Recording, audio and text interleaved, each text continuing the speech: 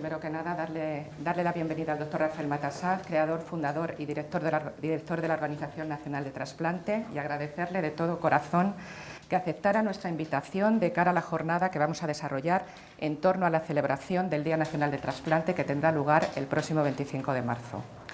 Por supuesto, también agradeceros a los presidentes y representantes de las 5 entidades asociativas colaboradoras que habéis participado junto con nosotros en la organización de esta jornada y con los que posteriormente, si os parece, también vamos a charlar. Antonio Bernal, presidente de la Federación Nacional de Enfermos y Trasplantados Hepáticos. Bienvenido y muchas gracias por estar aquí. Emilio Bautista, presidente de la Federación Española de Trasplantados de Corazón. Jesús Clemente, vicepresidente de la Asociación Española de Fibrosis Quística. Marcos Martínez, que es miembro de la Junta Directiva de AEAL. Y Juan Carlos Julián, coordinador general de ALCER, que es, como bien sabéis, la Federación Nacional de Asociaciones para la Lucha contra las Enfermedades de Riñón. Como ya sabéis, y para los que no nos conocéis todavía, INIDRES es el Instituto de Innovación y Desarrollo de la Responsabilidad Social Sociosanitaria. Somos una organización sin ánimo de lucro, joven. Vamos a cumplir el próximo 21 de marzo un año. Pero un año que ha sido muy intenso y fructífero, lleno de proyectos que van tomando cuerpo, como por ejemplo el de hoy.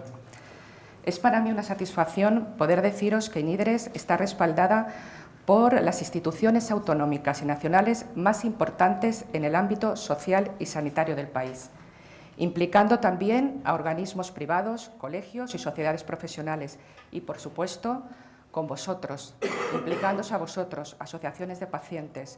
Sois nuestro motor y sois nuestra razón de ser.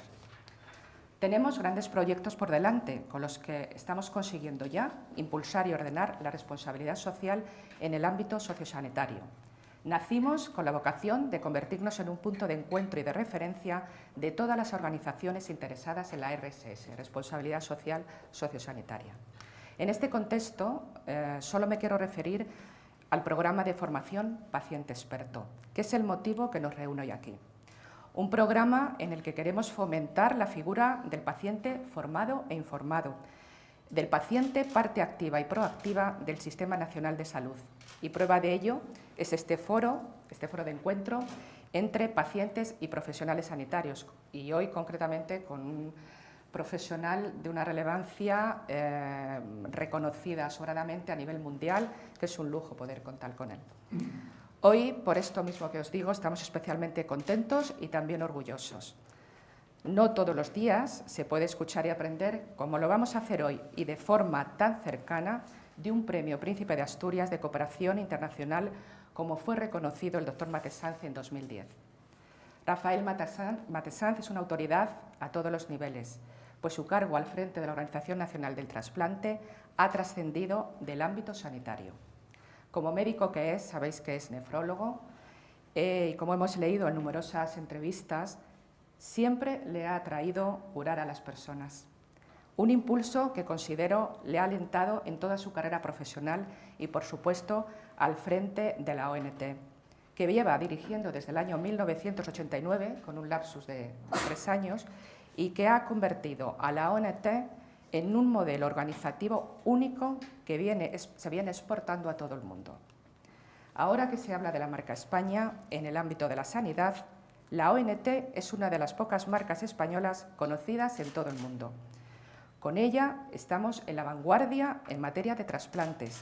Somos líderes en trasplantes desde hace muchos años, con una tasa de donaciones y trasplantes más del doble que la Unión Europea. Y sin duda, esa espléndida imagen internacional viene de la mano del trabajo de su director.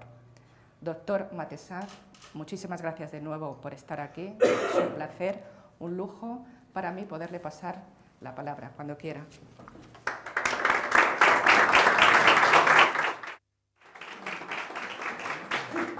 Bueno, pues muchas gracias. Para mí también es un placer estar aquí. Comentaba antes en un encuentro con los periodistas que para la ONT y para mí en particular, la verdad es que las relaciones fluidas con las asociaciones de pacientes no solamente son una costumbre, sino es casi una religión, ¿no?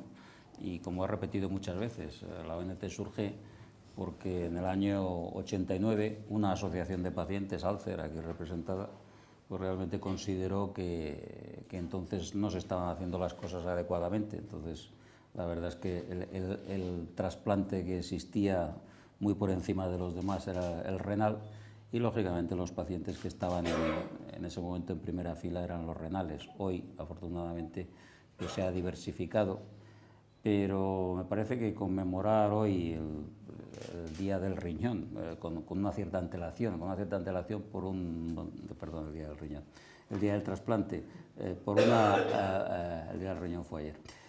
El Día del Trasplante con una cierta antelación, pues me parece muy adecuado. Una antelación que en este caso está justificada por algo que luego podemos comentar, que es muy importante que se haga en España, por la firma justo ese día de la Convención del Consejo de Europa contra el tráfico de órganos, algo que ha costado mucho conseguir y que afortunadamente se ha logrado con el apoyo muy directo de la ONT y de nuestro país, de todas las autoridades de nuestro país. Y para nosotros es un orgullo que se haga en una ciudad tan emblemática como Santiago de Compostela.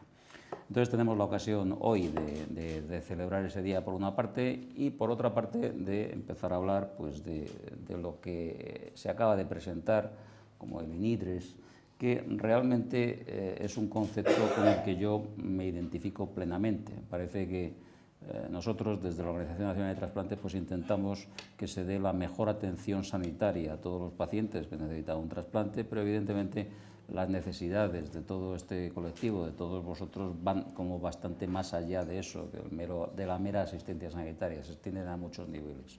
Y entonces realmente todo lo que podamos hacer por mejorar esa atención, pues bienvenido sea, y me parece que es algo que tenemos que aprovechar. La exposición que os voy a hacer, básicamente os voy a actualizar qué es lo que estamos haciendo para seguir incrementando en lo posible la posibilidad de que una persona reciba un trasplante, bien sea de órganos, de cualquier órgano, o bien sea de células madres sanguíneas. Este artículo, la verdad es que ha aparecido recientemente, hace un par de semanas, en la revista Newsweek, que es la revista con más tirada de todo el mundo después del Time. Y la verdad es que es un orgullo que una revista norteamericana pues lo titule Cómo España llegó a ser el líder mundial en donación de órganos. Yo creo que es un reconocimiento internacional muy importante. Comentaba un colega, un nefrólogo, dice, esto tiene bastante más difusión que el New England, que es la revista científica más relevante que hay en el campo de la medicina, y es verdad. Entonces nosotros lo que vamos a hacer es ahora explicar cuáles son las últimas tendencias, qué es lo que estamos haciendo, no para repetir lo que hemos logrado, que eso ya está ahí, sino para seguir creciendo en todo tipo de donaciones. Y efectivamente todos conocéis la evolución que hemos tenido desde la creación de la ONT, desde que teníamos cerca de 500 donantes hasta los cerca de 1.700 que tenemos en estos momentos. Y vamos a hablar primero de órganos y luego pasaremos a hablar de la médula y del cordón umbilical. Con estos 36 donantes por millón, que es en estos momentos el récord de donación desde que existe la ONT y de que existe nuestro sistema de trasplantes.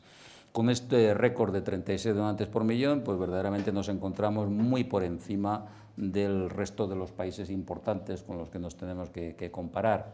Incluso os puedo adelantar que aunque estas cifras de los restos de los países son del año 2013, no 2014, pues que por ejemplo Estados Unidos ha bajado 2 o 3 puntos, está en 22 por millón, Alemania ha seguido bajando. Es decir, las diferencias no solamente no disminuyen, sino que van aumentando, que realmente España sigue consolidando su liderazgo mundial en este campo, y esto pues es motivo de orgullo. Bien, todo esto está muy bien, pero como os decía hace un momento, lo cierto es que ahora hablamos de trasplantes, pero en general yo creo que cabe hablar de cualquier empresa, de cualquier aspecto de la vida. Si uno sigue haciendo lo mismo, inevitablemente llega el momento del declive. Entonces, si nosotros hiciéramos lo mismo, no ya que hacíamos hace 20 años, sino que hacíamos hace 10 o hace 5, pues sin duda habríamos empezado a caer hace ya bastante tiempo. Entonces, una de las características del modelo español es que es su capacidad de reinventarse continuamente. Eso del I+D+I, pues la verdad es que es algo que nosotros lo tenemos incluido dentro de nuestro ADN y gracias a eso podemos seguir creciendo. De hecho, algo que sí me gustaría transmitir en esta charla es que todas las cosas que van surgiendo no es que surjan un día como consecuencia de una idea brillante, sino que son el resultado de la planificación y de la continuidad de una acción a lo largo de todo el país. Nosotros, por ejemplo, lo que hemos desarrollado en los últimos años pues fue algo que establecimos en un plan estratégico que, como podéis ver aquí, se produjo nada menos que en el 2008. Esto lo estoy dando justo en la dirección que es el Plan Donación 40, lo establecimos en el año 2008, las líneas que teníamos que seguir precisamente para no caer en la donación de órganos. ¿Por qué hicimos esto? Bueno, cuando hablamos de donación de órganos, hay que tener en cuenta que los donantes de órganos son personas que fallecen en el hospital en situación de lo que se llama la muerte encefálica, que es la destrucción del sistema nervioso central por un traumatismo, por un accidente cerebrovascular, y entonces eso es lo que hace que sean tan pocos. Es decir, si todo el mundo que falleciera pudiera donar los órganos, evidentemente no habría carencia de órganos. Entonces, para saber de lo que estamos hablando, pues hay que analizar cuántas personas mueren en España. Cada año en España mueren aproximadamente unas 380.000–390.000 personas. Estos son datos del Instituto Nacional de Estadística. De ellas mueren en el hospital algo menos de la mitad, porque claro, quien muere en su casa no puede ser donante de órganos. En consecuencia, ya se nos va reduciendo a unas 180.000. Al final, nosotros cada año, de estas 180.000 muertes encefálicas, hay entre 2.500 y 3.000 en toda España. Y de estas 2.500 o 3.000, al final son donantes de órganos alrededor de 1.500. ¿Por qué? Pues porque quien muere como consecuencia de un cáncer, de una enfermedad transmisible, una situación, no puede ser donante de órganos. O sea, fijaos que realmente de estas 380.000 a estas 1.500, pues va toda esta serie de cadena que pone de manifiesto lo difícil que es la donación de órganos. Menos del 1% de la gente que muere en un hospital finalmente puede ser o llega a ser donante de órganos. Entonces, perdón porque lo estoy dando todo al revés.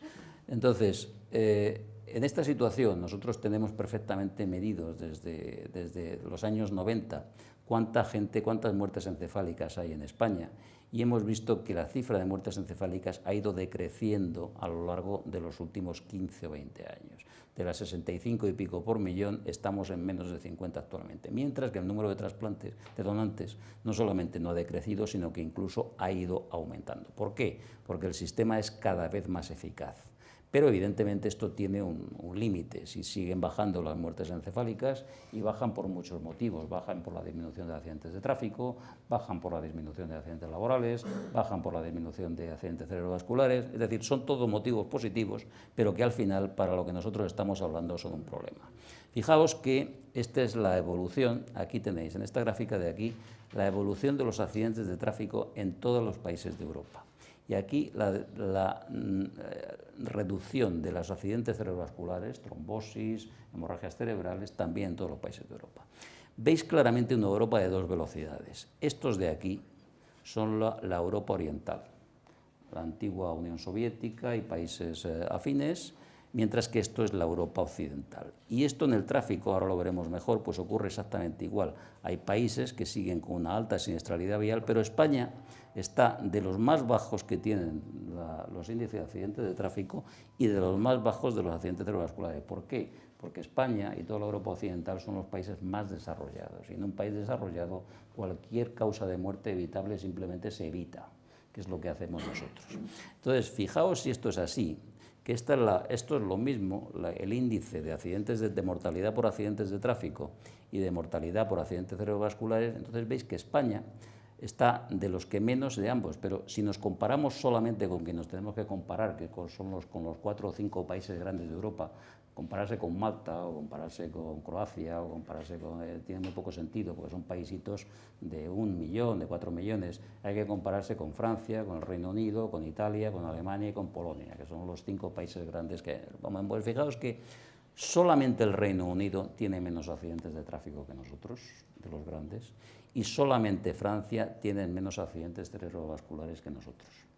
Entonces, resulta que España pues es el que más donantes tiene, pero en una, digamos que materia prima más reducida, porque tiene un sistema pues mucho más eficaz que los de los otros países. Esto está claro. Entonces, precisamente por esto, precisamente porque esta era la situación que nosotros detectamos ya hace 6 o 7 años, nosotros hicimos este plan estratégico con el cual queríamos y hemos conseguido pues, hacer que no disminuya la donación. Vamos a comentar un poco los distintos aspectos. Por una parte, teníamos que seguir creciendo en muerte encefálica a pesar de todo, íbamos a fomentar la donación de vivo en aquellos órganos donde fuera posible, íbamos a favorecer la donación en asistolia y otra serie de cosas que no me voy a meter porque son muy técnicas. Desarrollamos una metodología, que es la metodología de benchmarking, que nos hizo pues, desarrollar estas prácticas, estas buenas guías de práctica clínica, que la verdad es que en este momento están traducidas al alemán, al italiano, al croata, al inglés, últimamente al turco, y que han servido pues, como de referencia realmente para medio mundo. Gracias a estas guías conseguimos aumentar en un momento determinado la tasa de donación y por ejemplo, este descenso, esta caída que tuvimos aquí en el año 2010, que no fue un buen año, pues la verdad es que la conseguimos revertir y seguir creciendo. En este año, pues algunas comunidades pincharon de forma clara y otras no, pero algunas sí, y este descenso que tuvimos aquí lo conseguimos revertir afortunadamente, y esto pues la verdad es que fue muy importante. Y otra de las cosas que hicimos y que los resultados los estamos recogiendo ahora es reverdecer lo que se llama la donación a corazón parado. Y esto sí es una cosa en la que quiero insistir mucho. La donación a corazón parado, la donación en asistolia, bueno, es algo que nosotros empezamos hace ya mucho tiempo, pero que retomamos exactamente en el año 2008, pues reuniendo pues, a mucha gente. En total éramos pues, más de 61 profesionales, con muchas sociedades científicas, los intensivistas, los urgenciólogos, y revisamos todo lo que había detrás de la donación en parada cardíaca con el fin de adoptarla y de implementarla en nuestro país. Además lo planificamos con tiempo. En el 2010 España presidía la Unión Europea y en consecuencia nosotros teníamos la posibilidad como país presidente de impulsar la directiva europea. Así lo hicimos. La verdad es que conseguimos aprobar una directiva en tan solo 4 meses, algo que es totalmente insólito, habitualmente se tiran años, y la directiva europea de trasplantes actualmente vigente pues se aprobó en mayo del 2010 con la práctica totalidad del consenso de todo el Parlamento Europeo, entonces la ministra Trinidad Jiménez, y esa directiva europea que aprobamos en el 2010 había que transcribirla y efectivamente nosotros la transcribimos en el 2012, con lo cual incluimos todo lo necesario para que la donación en asistolia fuera posible. O sea que realmente fue una cosa bueno, pues calculada con bastantes años de antelación para que pudiera tener todas las garantías legales y organizativas. Para que la donación en asistolia funcione, pues hay que combinar por una parte una buena organización y por otra parte la confianza de la población. Y yo creo que nosotros podemos decir que tenemos ambas cosas, ¿no? Y de hecho, pues fijaos si es así, que en estos momentos hemos desarrollado programas de donación a corazón parado nada menos que en 39 hospitales de toda España, de 13 comunidades autónomas. Y todo esto se ha desarrollado en los momentos más duros de la crisis y prácticamente a coste cero. Es decir, gracias al esfuerzo de muchísimos profesionales. Esto es una cosa que es realmente muy de destacar porque quiere decir que bueno, hay un montón de personas que realmente están tirando de todo el sistema y que verdaderamente están haciendo un esfuerzo enorme para que podamos tener cada vez más disponibilidad de órganos. Y fijaos si esto va así, que esta es la donación en parada cardíaca que nosotros teníamos en los años 90, que era pues muy poquito. Realmente, por ejemplo, en el 2001 tuvimos 17 donantes en España. Y era la donación en parada cardíaca que se hace, bueno, aquí en Madrid, por ejemplo, en el Hospital Clínico y en el Hospital 12 de Octubre, las personas que fallecen en la calle, que llegan los servicios de emergencias, que hacen todas las maniobras de resucitación, pero que cuando pasado ya los tiempos de resucitación el corazón sigue sin funcionar, pues entonces todavía cabe la posibilidad de donar los órganos. Eso es lo que se llama la asistolia no controlada o tipo 2, que era la que teníamos en España. Entonces nosotros lo que hicimos fue, por una parte, potenciar esa asistolia tipo 2, pero por otra parte desarrollar una asistolia, que es la controlada o tipo 3, que es la persona que tiene una lesión cerebral o de otro tipo, que no llega a muerte cerebral, no puede ser un donante estándar, pero que no tiene ninguna posibilidad de sobrevivir, y entonces la familia se les pone en la situación y se procede a la desintubación y puede ser donante de órganos. Este tipo de donación era lo que hacemos en España, lo que se hace también en Francia, sobre todo en países del sur de Europa. Y este tipo de donación es lo que se hace sobre todo en Inglaterra, en Estados Unidos, en Holanda, en Australia, en países sobre todo anglosajones. Bueno, pues fijaos que gracias a todo este desarrollo, el número de donantes en asistolia ha ido creciendo. El año significa ya el 11,5% y, por ejemplo, en la Comunidad de Madrid, la tercera parte de los donantes ya son en asistolia. Y nosotros la perspectiva que tenemos es que en los primeros 2 meses de este año hemos multiplicado por 2 el número de donantes en asistolia en relación con el año pasado, el total. Y el número de donantes en asistolia de estos de tipo 3 lo hemos multiplicado por 5. Es decir, hemos pasado de 7 el año pasado a 35 en este año. Las perspectivas que tenemos para este año es pasar de los 192 que hemos tenido a cerca de 350. Es decir, vamos a tener unos 150 o 200 donantes más, gracias precisamente a esta alternativa. Y fijaos si esto es importante, que España, que ya... Bueno, hay otros países que han optado por este tipo de donación. El Reino Unido, prácticamente la mitad de sus donantes son en parada cardíaca ya. Bélgica y Holanda, pues 3/4 de lo mismo. Pero España ya está a unos niveles que solamente en Europa es el Reino Unido el que tiene más donantes de este tipo que nosotros, que como digo, la mitad de sus donantes son así. Y si nos comparamos, por ejemplo, con Estados Unidos, resulta que ya tenemos, que ha sido el país donde más se ha desarrollado este tipo de... Resulta que ya nosotros tenemos más donantes en relación con nuestra población que ellos. Más donantes que Estados Unidos, más donantes que Australia, más donantes que Canadá, es decir, de que países que fueron los que realmente la inventaron. Y sin embargo nosotros en muy poquitos años ya los hemos pasado, pero es que ya probablemente cuando acabe este año vamos a tener el doble que ellos. Lo cual quiere decir, pues habla de una organización realmente que está funcionando tremendamente. Es decir, la parada cardíaca es una línea que está claramente en expansión.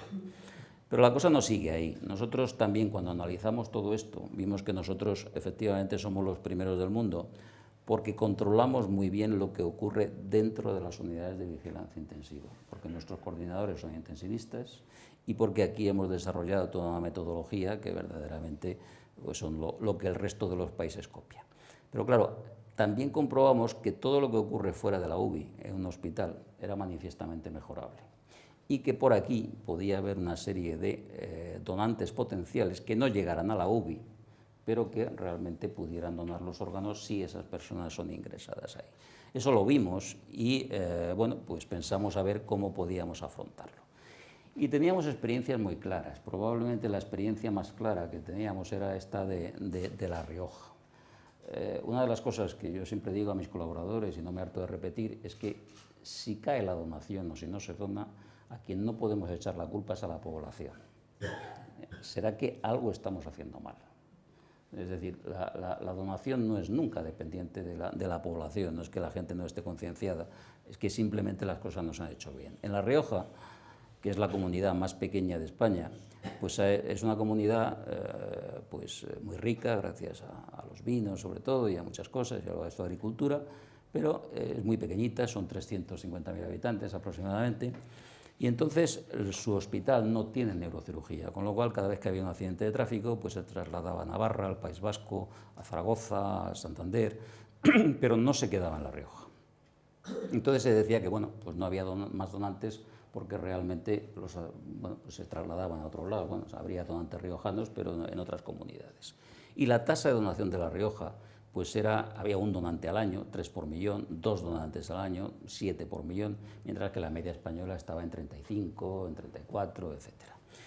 Pero de repente llega en el año 2004 pues un nuevo coordinador, un intensivista, y establece un sistema con muy buena coordinación con las urgencias, con captación en urgencias de posibles personas donantes, y de repente pues se pasa a 20 por millón, 30 por millón, 35 por millón, 74 por millón, y desde entonces hoy La Rioja es la número 1, sigue siendo la número 1, está por encima de 50 por millón.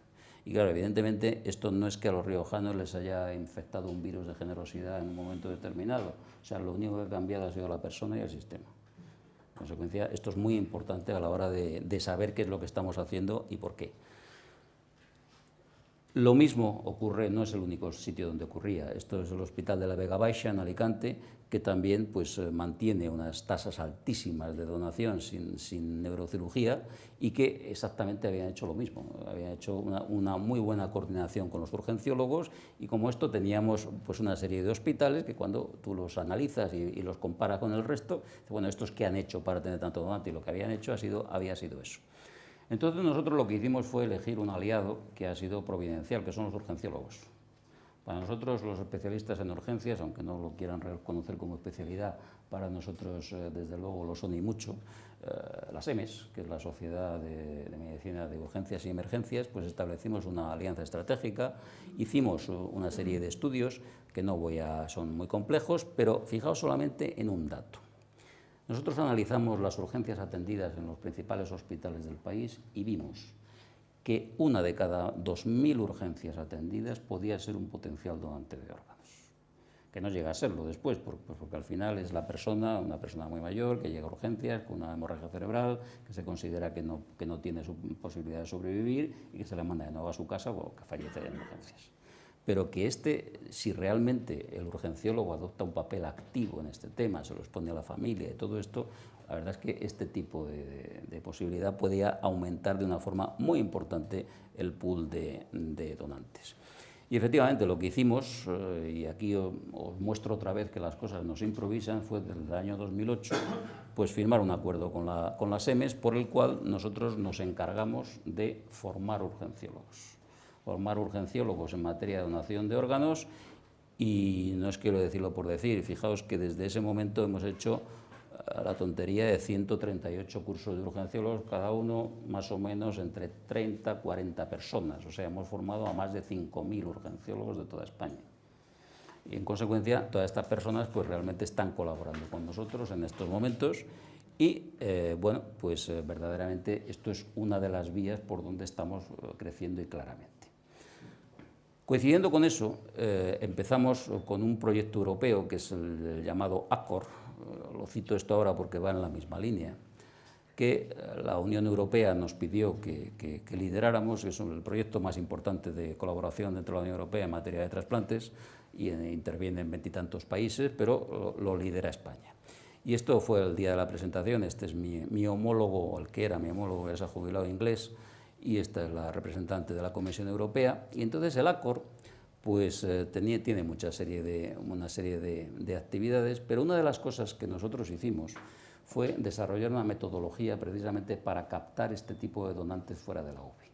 Lo desarrollamos en estrecha colaboración con los ingleses, que aquí la verdad es que colaboraron muy bien, y después ese sistema que hicimos para toda Europa, los primeros que lo aplicamos fuimos nosotros.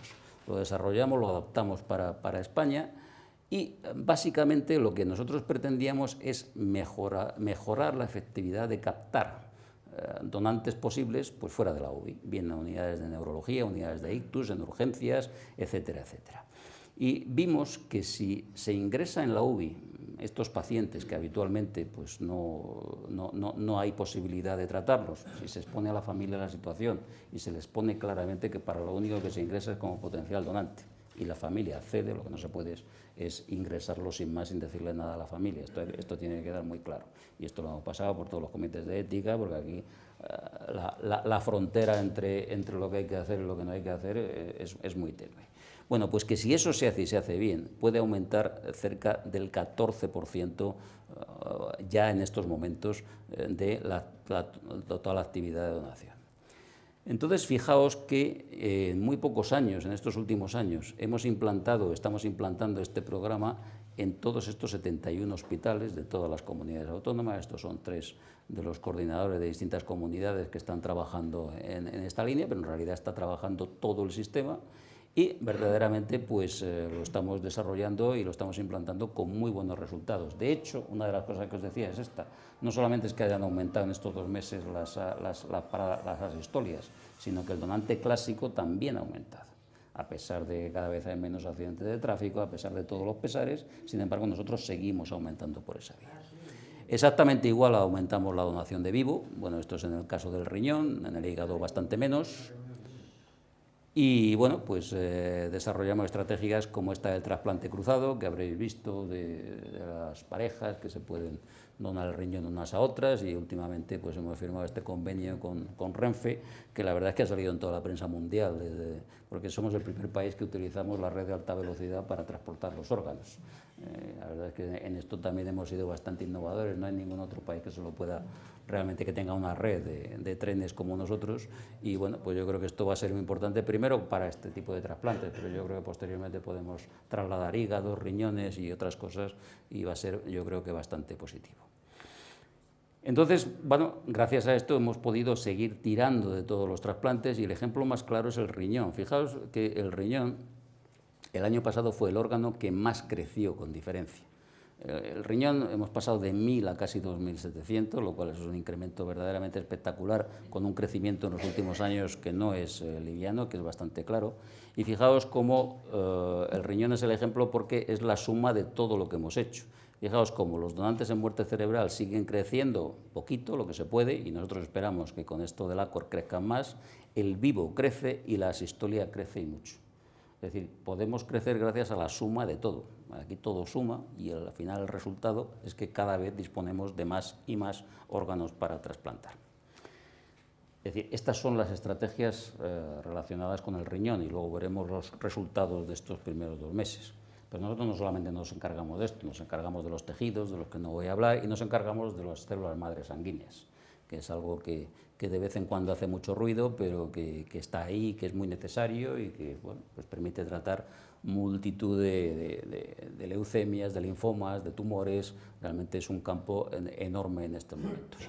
Pues aquí ocurre lo mismo. Nosotros a principios de los 2000 hicimos el Plan Nacional de Cordón Umbilical, con lo cual, porque en ese momento pues, lo que nos decían los profesionales, los hematólogos, era que la mayor vía de expansión era el cordón, y que esto pues, merecía la pena hacer una inversión, y efectivamente España la hizo. Empezamos en el 2006, se trazaron todas las directrices de cuántos bancos tenía que haber, de cuántas unidades había que recoger, de cómo se tenía que... Y fijaos que en ese momento dijimos, fijamos unos objetivos que eran 60.000 cordones umbilicales. No lo fijamos al azar, sino viendo un estudio muy detallado que habían hecho en Estados Unidos, de acuerdo con la población española. Para cubrir nuestras necesidades al máximo necesitamos 60.000 cordones. Lo planteamos en el 2008, que en el 2015 teníamos que tener estas 60.000, bueno, lo hemos alcanzado con 1 año de antelación.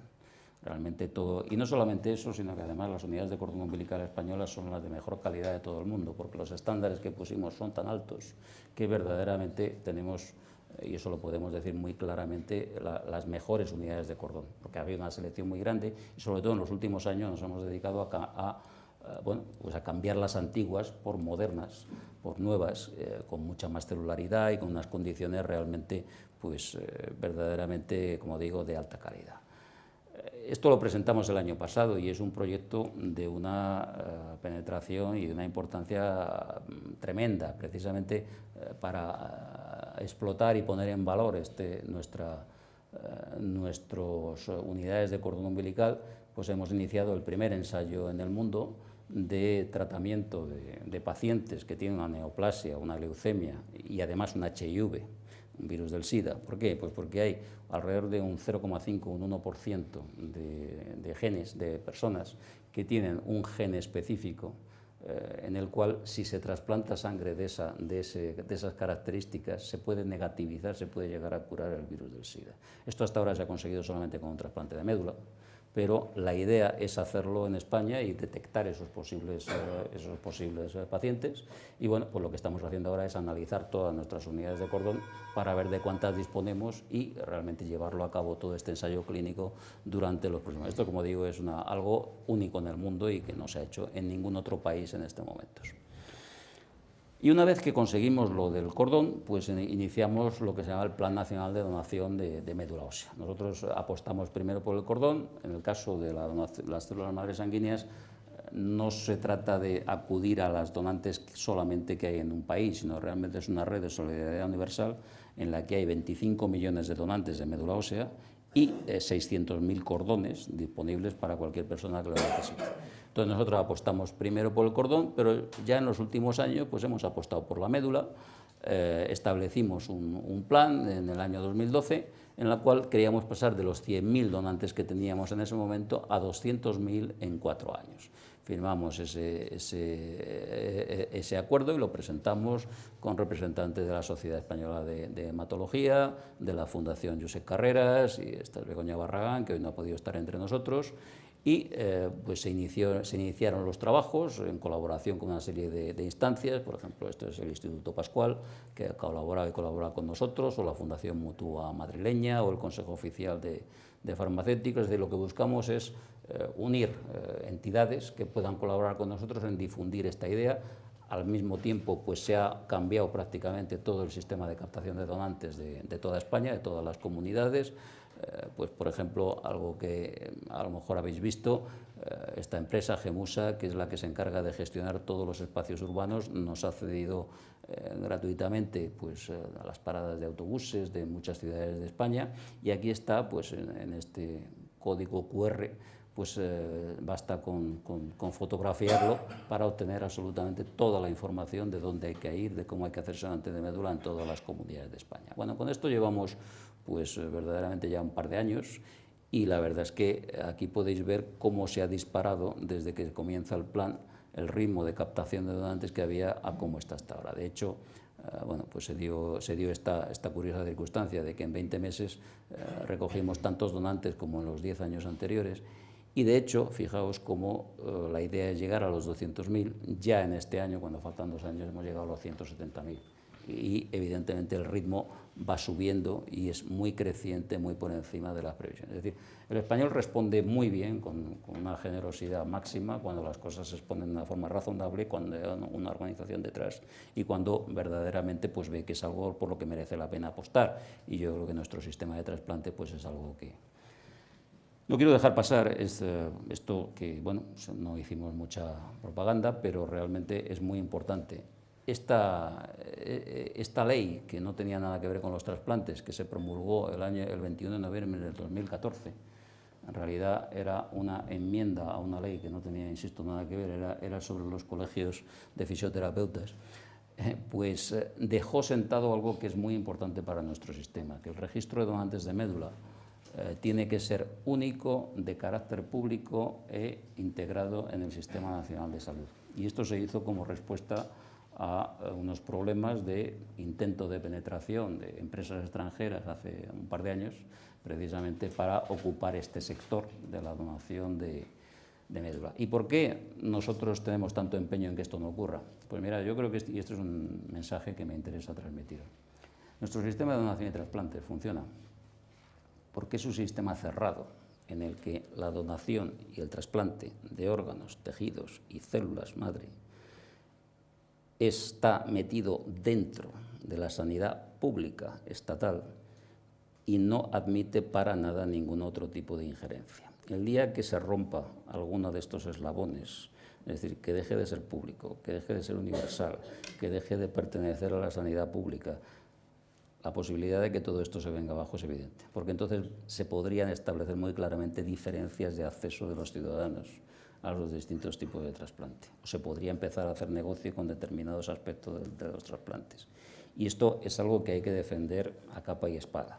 Es decir, esto no es en absoluto un capricho ni nada por el estilo. Es algo que es muy importante y en lo que nos va mucho a todos. Y yo creo que esto realmente...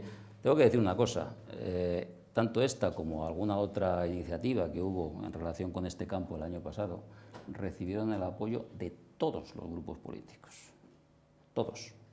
Es decir, para que se apoyara esto simplemente bastó con una serie de llamadas desde la ONT durante una mañana y todos, sin excepción los grupos políticos, acordaron apoyar aquí. De manera que en este sentido se lo consiguió un consenso que yo creo que no existe absolutamente en ningún otro campo, ni de la sanidad ni de nuestra vida. En fin, con todo esto que os acabo de contar, pues forma parte de lo que nosotros llamamos la Estrategia 2015, que realmente lo que hace pues es planificar qué es lo que vamos a hacer en los próximos 5 años. Otra de las cosas que yo siempre suelo decir a mis colaboradores es ocurrencia las justas. Es decir, aquí no se vive de ocurrencias. Aquí las cosas hay que planificarlas, hay que pensarlas y sobre todo hay que ejecutarlas. Y efectivamente esto es lo que estamos haciendo y lo que vamos a hacer en los próximos 5 años. Y en los próximos 5 años ya tenemos perfectamente valorado a dónde queremos llegar.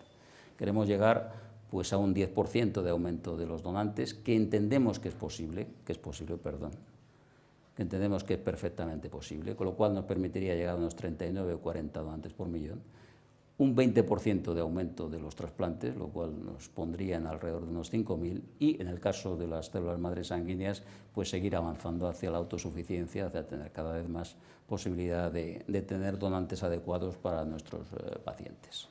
Y fijaos si las cosas van en esa línea, que estos son los datos de los primeros 2 meses. Entonces, fijaos que en los primeros 2 meses de este año, aunque es muy poco tiempo, pero claro, más vale empezar bien que no empezar bien, pues han subido exactamente todos los tipos de trasplante. Riñón, hígado, corazón, pulmón, páncreas, intestino. En total se han hecho casi 100 trasplantes más que el año pasado, han subido cerca de un 13%, y los donantes han subido un 10,6%. Con esa peculiaridad que os decía, han subido mucho las asistolias, pero han subido también las muertes cerebrales, lo cual es importante porque quiere decir que estamos tocando absolutamente todos los palos y la donación de vivo, por supuesto, sigue subiendo.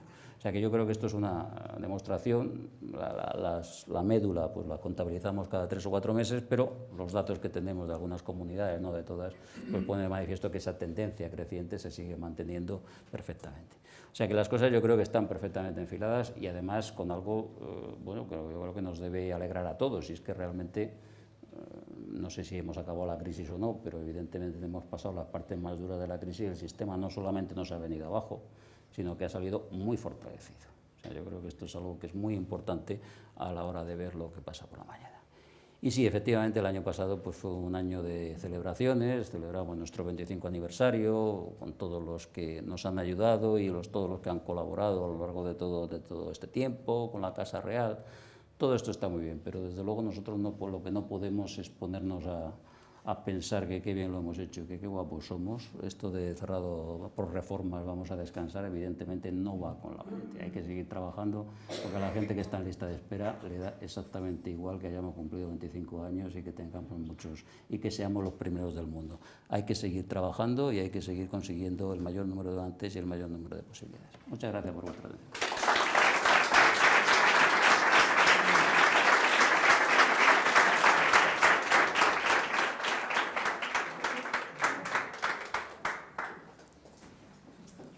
Bueno, doctor Matesanz, muchísimas gracias por su intervención. Qué datos más alentadores, qué espectaculares, qué mente, qué capacidad de organización, qué buenos equipos y qué resultados tan maravillosos. En esta segunda parte de nuestra conferencia queremos escuchar la voz y la opinión de presidentes y representantes de las organizaciones de pacientes que hoy estáis aquí con nosotros. Sin duda sois vosotros los que conocéis de primera mano la situación de los pacientes, porque algunos sois trasplantados y porque representáis a miles de personas a nivel nacional que lo son o que están esperando serlo. Queremos que en nombre de todos ellos, hoy los presidentes y representantes, nos dirijáis unas palabras y, si os parece bien, tenéis también la ocasión, maravillosa ocasión, de poder formular una o dos cuestiones al doctor Matesanz. Entonces, bueno, vamos a empezar con este pequeño, digamos, coloquio, ¿no? Y vamos a empezar por, si os parece bien, Antonio Bernal, presidente de la Federación Nacional de Enfermos y Trasplantados Hepáticos. Cuando quieras, tienes la palabra. Valoramos enormemente la labor y la gestión que se ha realizado. Sin ningún lugar a dudas, se han salvado muchísimas vidas de muchísimas personas, y además con una calidad de vida extraordinaria. Hablar de qué supone el trasplante, pues a pocos de ustedes, porque veo muchos trasplantados, les vamos a contar, ¿no? Pero la calidad de vida después del trasplante es extraordinaria, es una nueva vida, es volver a nacer. Y todo esto, cuando te lo dicen, cuando el primer día que te plantean que te tienes que trasplantar para única alternativa para poder salvar tu vida, pues la verdad es que vas con mucho miedo y empiezan a saltarte dudas.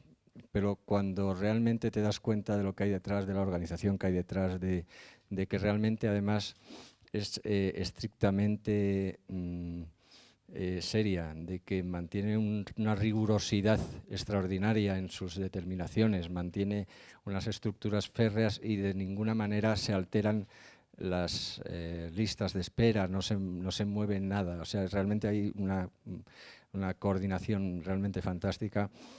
Y después de eso te das cuenta de lo importante que es pertenecer a un sistema nacional de salud como es al que pertenecemos nosotros, y que además dentro de ese plan, de ese sistema nacional de salud, esté la ONT, esté liderada por quien está liderada, y que además se esté preocupando de montar unos equipos extraordinariamente buenos, cada vez mejores, cada vez mejor preparados, unos coordinadores muy bien preparados para que esto siga y se mantenga. Hablar de la ONT más es absurdo porque es reconocida por todos. Quería recalcar el tema de la importancia, la calidad de vida después del trasplante, y sobre todo quiero resaltar de la ONT una cosa que es importantísima, y es que es algo, como antes indicaba el doctor Matesanz, no da ninguna sensación de que España esté dividida autonómicamente. La ONT es única, solo hay una entidad. Nadie tiene ninguna duda de si hay una ONT en Murcia, o si hay una ONT en Cataluña, o si hay una ONT en Extremadura. A nadie le cabe ninguna duda, hay una ONT, una, y una unificación de criterios general.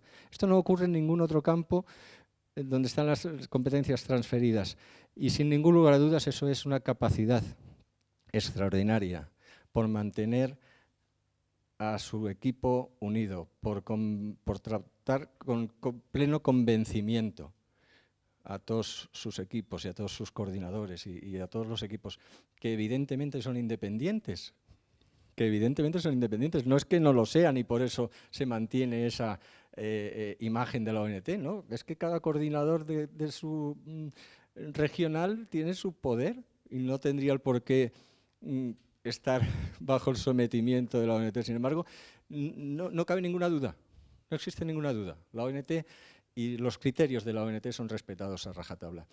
Ya quisiéramos que pudiera haber una figura como la del doctor Matesanz para otras muchas enfermedades, que pudieran crear esas unificaciones a nivel nacional y pudiera haber la equidad que hay con la ONT. Nada más, de momento esta es mi exposición. Muchas gracias. Hola, buenos días a todos. Vamos a ver, yo me he traído la chuleta porque me habían hablado de que teníamos que comentar un poco sobre la actuación de nuestra entidad, pero anoche poniéndome a escribir un poco de esto me di cuenta de que realmente lo que me apetecía hablar era de los trasplantados. En primer lugar, agradecer a Rafael Matesanz, por supuesto, la cantidad de datos que nos ha comentado y que son interesantísimos. Me ha llamado especialmente la atención que después de haber salido hace muy poquito tiempo el decreto de troncalidad, hablemos de una nueva como es la urgenciología. A mí me gustaría plantear otra, la trasplantología. Quiero decir que de alguna manera tenemos cerca unos profesionales que se ocupan realmente de nuestros trasplantes. Yo quería decir que me gustaría hablar de trasplantados. Voy a leerlo porque no lo tengo muy claro, entonces prefiero hacerlo así para que no equivocarme mucho. Me digo que me gustaría hablar de trasplantados que en el caso de ser de corazón son más varones que mujeres y de una edad media en el momento del trasplante próxima a los 45 años. En la mayoría de los casos normalizamos nuestra conducta para que la adaptación en el entorno social no nos delate, y de hecho es así. Pretendemos alcanzar una minusvalía del 33%, de hecho tenemos una reunión muy próxima para intentar conseguir esto después del trasplante. Todos hemos pasado, salvo en casos contados, por una lista de espera donde lo único que no perdimos es la esperanza, y eso nos ha cambiado. Nos ha dado una segunda oportunidad y muchos de nosotros sabemos cómo aprovecharla. Vivimos con una perspectiva diferente, algunos acontecimientos, y como dato curioso, deciros que celebramos 2 cumpleaños. Tenemos, y somos conscientes de ello, casi fecha de caducidad, aunque de ese tema no hacemos mucho caso. Hemos aprendido a mirar a la muerte de frente y quiero pensar que enfrentarnos a ella con menos temores. Nuestro motor de existencia está en la familia y en los amigos, y en el caso de algunos de los aquí presentes, tengo varios ejemplos que contar, me atrevo a decir que la actividad desarrollada en nuestras respectivas instituciones también nos mueve un poquito. Y si no es así, decidme lo contrario. Por último, deciros que morimos como consecuencia del tratamiento que nos hace vivir, siendo las causas más frecuentes en el caso del corazón el fracaso del injerto y las infecciones, sin olvidarme de los tumores. Aunque os he hablado de la muerte, la mayor parte de nosotros se significa por sus ganas de vivir. Y también me ha llamado mucha atención que acabamos de decir al doctor Matesan, y realmente nos ha hablado de eso, que para que haya un trasplante es importante que haya fallecimientos. Nada más. Buenos días. Bueno, para empezar quería dar las gracias a INIDERES por esta oportunidad, al doctor Matesan por la gran exposición que ha hecho. Es un honor para mí conocerle y tenerle hoy siendo un oyente, y a todos los que han asistido. Voy a empezar brevemente explicando un poquito lo que es la fibrosis quística, como representante que soy y vengo hoy de ella.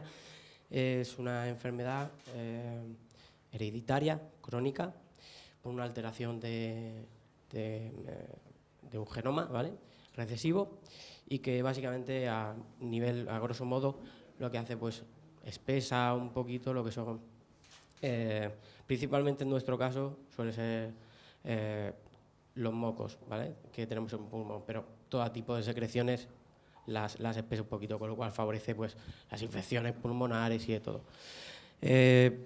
Toca hígado, toca pulmón, toca páncreas, toca sistema reproductivo, el sistema reproductor, aunque después por ciertas cosas toque otras patologías, ¿no? Por ejemplo, en mi caso también tengo diabetes, ¿no?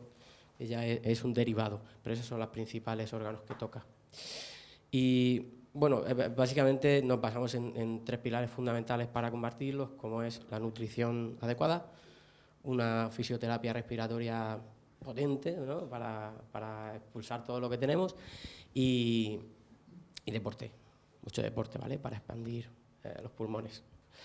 Y bajo mi propia experiencia personal, pues le quiero dar las gracias, porque yo soy trasplantado bipulmonar, en octubre haré 4 años, y llegué a una situación pues complicada, fea, la verdad. Un 19% de capacidad pulmonar, un carrito de oxígeno para salir a la calle. Mi mejor amigo es ciego, entonces cuando íbamos los dos por la calle, pues el panorama era espectacular.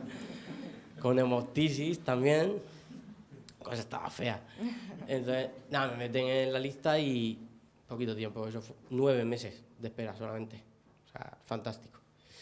Y le quiero dar las gracias por haberme dado una oportunidad de vivir, porque al fin y al cabo en mi situación no había mucho más. Quiero decir, o firmaba para meterme en lista o ya está. No sabemos cuándo, pero estaba ya. Eso es lo que muchas veces nos lleva a supongo que estará harto de que lo elogien, pero o a la ONT nunca llega, eso sí. Yo le vuelvo a elogiar, porque realmente hay ejemplos claros, directos, como somos muchos de los que estamos aquí trasplantados, ¿no? Yo, por ejemplo, pues pasó un tiempo, ¿no?, del trasplante y me destrocé la rodilla derecha. Pues le doy las gracias por eso también. ¿Por qué? Dirá usted, ¿por qué? Pues porque pude correr. Me la destrocé, sí, me destrocé el menisco y el ligamento cruzado, vamos, que tengo en la rodilla, que eso es un desastre. Pero pude volver a correr. Me la destrocé porque podía volver a correr, no tenía necesidad de ese carrito de oxígeno. Entonces, no le doy las gracias por haberme roto la rodilla directamente, pero sí le doy las gracias por darme esa oportunidad de haber podido volver a correr. Quizás sea absurdo, ¿no?, lo que le estoy contando, pero es un ejemplo claro de lo que la ONT a nivel específico hace por cada personita que nos trasplantamos. Y sin más, darle la enhorabuena por la exposición. Y muchísimas gracias. Enhorabuena, doctor Matesán, como siempre, magnífica la exposición. Muchas gracias a Inidres por la oportunidad. En muchas ocasiones hemos estado comentando que bueno, nuestra organización fue la primera porque entonces solo había trasplante renal. Hoy, afortunadamente, hay muchos compañeros que están trasplantados. En su día, el objetivo de la organización era preocuparse porque hubiera tratamiento para todos, luego que tuvieran la mejor calidad de vida, hubiera trasplantes. Desde la creación de la ONT, nuestra preocupación es atender de otra manera a los pacientes. Yo creo que en alguna vez lo hemos comentado, que nuestro objetivo fundamental es atender ese aspecto sociosanitario porque el tema sanitario y el trasplante ya lo tienen otros, lo tiene la ONT. La preocupación ahora es que mucha gente no llegue ni siquiera a esa situación. Y la pregunta es, ¿ese es el trabajo que debemos llevar las organizaciones de pacientes? ¿Apoyar ese trabajo, atender el aspecto psicosocial? Nuestro objetivo ahora mismo en donación y trasplante es simplemente reforzar el mensaje y ayudar a que los profesionales den un camino. Siempre es de agradecer que el doctor Matesán y un gran equipo que hay detrás del doctor Matesán siempre nos atiende con la mayor amabilidad del mundo, y sentir que el paciente está muy cerca de la organización que le puede mejorar la calidad de vida, como ha dicho el compañero, es muy importante. Pero ¿realmente estamos equivocados en esa labor, doctor Matesanz, o qué es lo que deberíamos cambiar? Con tu intervención, la verdad es que el poner cara a los números no sabes el valor que tiene. Porque a veces uno, cuando empieza con todas estas cifras y tantos trasplantes por millón y no sé qué, lo que es que debajo de cada número hay una persona como tú, y la verdad es que eso te pone de manifiesto que tiene sentido lo que hacemos, ¿no? O sea que muchas gracias por eso. Y yo creo que eso va en la línea de lo que decía Juan Carlos, ¿no? A mí me parece que la labor de las asociaciones de pacientes en estos momentos es, por una parte, ayudar a los que realmente están en esa o van a estar en esa situación. En el caso del paciente renal es relativamente sencillo porque se le ve venir cómo va cayendo la función renal, o cómo está en diálisis, o como este tipo de cosas.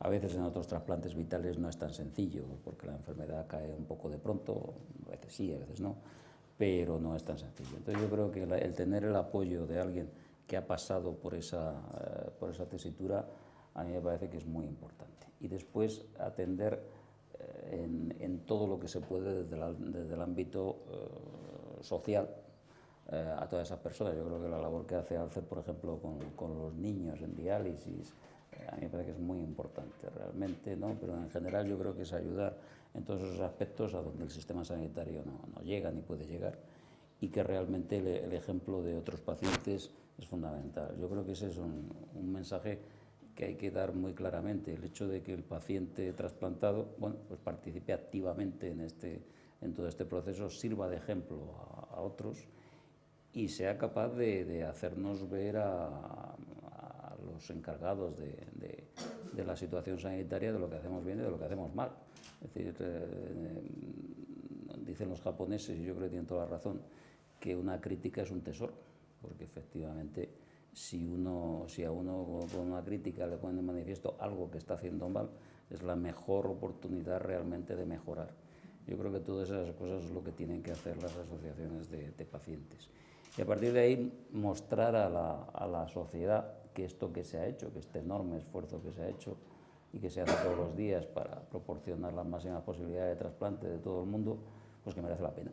Yo creo que ejemplos como los que estamos viendo aquí, de todos vosotros, pues ponen de manifiesto que esto merece la pena. Es que ayer, en relación al Día del Riñón, pues hicimos un mero experimento matemático, que la verdad es que lo cogimos de un trabajo que han hecho los americanos hace muy recientemente.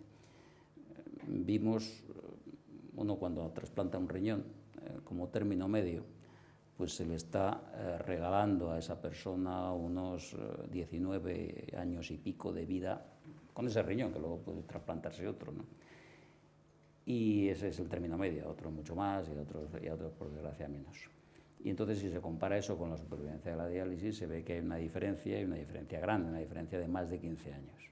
Entonces simplemente viendo los 50.000 y pico trasplantes que se han hecho desde que se crea la ONT de riñón solo, pues resulta que hemos proporcionado una cantidad algo así como de 9.700 siglos, o sea, 970.000 años de vida. Y entonces, yéndose uno a la Wikipedia, que es donde se consultan estas cosas, pues se ve que tirando para atrás caemos en el Pleistoceno. Es decir, es como si alguien hubiera empezado a vivir en ese momento y todavía siguiera viviendo. Y claro, eso es lo que pone de manifiesto el enorme esfuerzo de toda la sociedad española y el enorme esfuerzo de todos, ¿no? Y bueno, a mí me parece que es lo que realmente da valor y da contenido a lo que estamos hablando aquí. En relación con lo que decía Tony de las comunidades autónomas, pues efectivamente, yo creo que ese es uno de nuestros mayores orgullos. Lo he dicho varias veces, pero uno de cada cuatro y uno de cada 5, el 22% de los órganos se trasplantan en comunidades distintas a donde se han donado.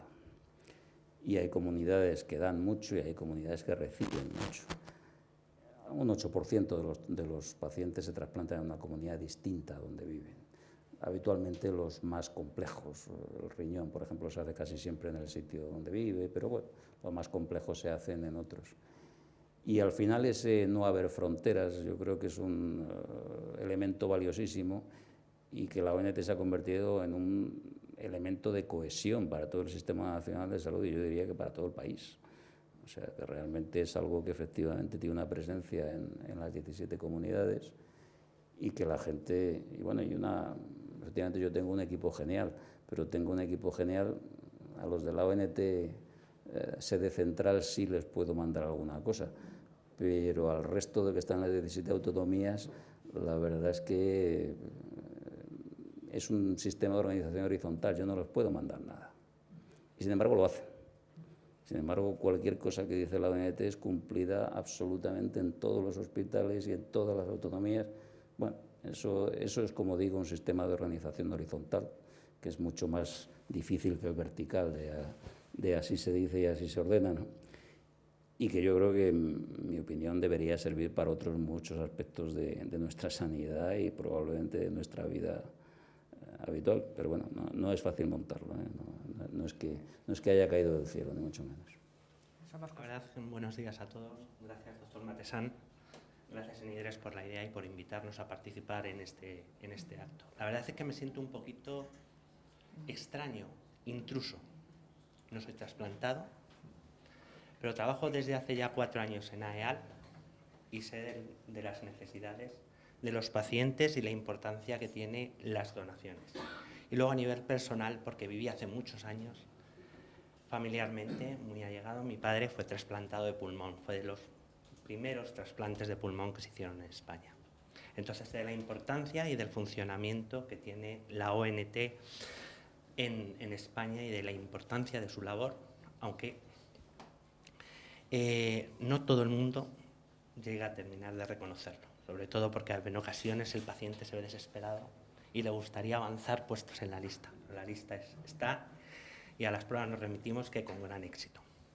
Y en AEAL tendría que estar aquí Begoña, con la cual en el sistema de donación de médula ósea estamos vinculados y trabajamos de la mano.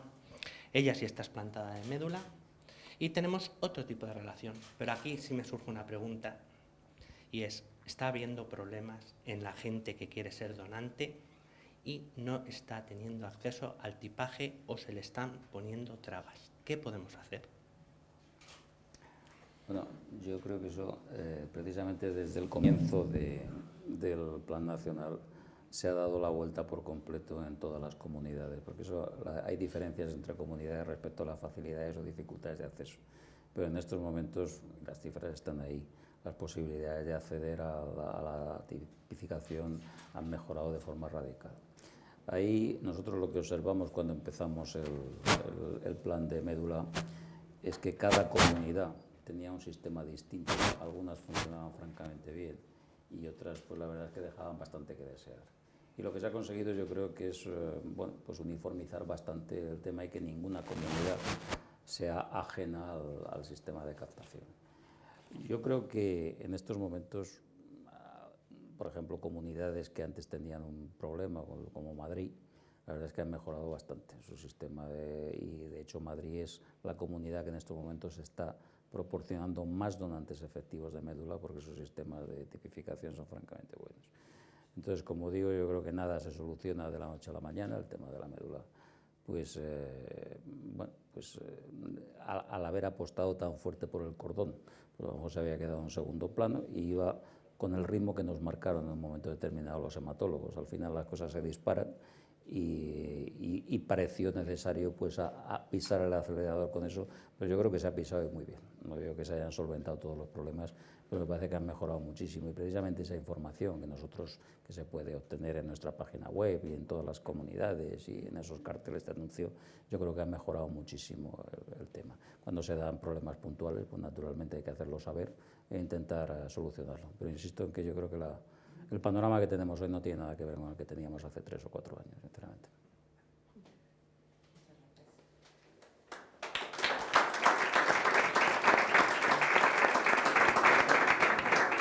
Bueno, muchas gracias por vuestras intervenciones, que como protagonistas que sois de todo esto, pues son obviamente interesantes, muy emotivas y muy enriquecedoras. Para finalizar, me gustaría a mí aprovechar, si me permite, Rafael, esta oportunidad que tengo de tenerte aquí para lanzarte una pregunta, porque nos interesa, al Instituto le interesa conocer tu opinión sobre esta nueva terminología que hemos acuñado, este nuevo término, RSS, Responsabilidad Social Sociosanitaria.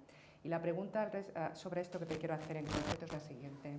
¿Crees que ha llegado ya el momento de que tanto las empresas como las entidades del entorno sociosanitario tomen conciencia de la necesaria evolución que hay de la RSC o RS empresarial, responsabilidad social empresarial o corporativa, hacia la responsabilidad social sociosanitaria, donde los grupos de interés son exclusivamente los pacientes y los ciudadanos? Pero yo creo que el tema de la responsabilidad social en toda su extensión, bueno, pues es el resultado de sociedades muy desarrolladas y en donde se observa un fenómeno, y es que el Estado no puede llegar a cubrir todas las necesidades, que evidentemente son muchas y cada vez más. Entonces, el que todas estas corporaciones, sean empresas o sean entidades de todo tipo, pues se impliquen en esto, a mí me parece que es una evolución lógica y además es una evolución deseable. Otra cosa es que realmente haya sido posible en un contexto de dificultades económicas como el que hemos atravesado. Pero me parece que si esta situación económica mejora, me parece que es algo obligado y que precisamente, antes se decía que de las críticas siempre se puede aprender, bueno, de las situaciones de crisis también, son ocasiones para aprender cosas. Y me parece que, antes lo he dicho, una de las cosas que necesitan los pacientes y que necesitan las asociaciones de pacientes es cubrir toda una serie de necesidades, que cabe perfectamente englobarla dentro de esa responsabilidad sociosanitaria. Y en consecuencia me parece que es un movimiento que tiene mucho de positivo y que las asociaciones de pacientes pues pueden encontrar ahí un caldo de cultivo y un camino a seguir realmente muy adecuado. O sea, que por mi parte estoy de acuerdo con la definición, con el camino emprendido y toda la ayuda que nosotros podamos prestar, pues por supuesto ahí está. Pues muchísimas gracias de nuevo, un honor su intervención aquí y muchísimas gracias a todos. Esperamos contar con vosotros, con los presidentes, con pacientes, familiares de pacientes para próximas jornadas que podamos desarrollar dentro de nuestro programa de paciente experto, de este gran proyecto también de INIDRES. Muchísimas gracias a todos. Un placer.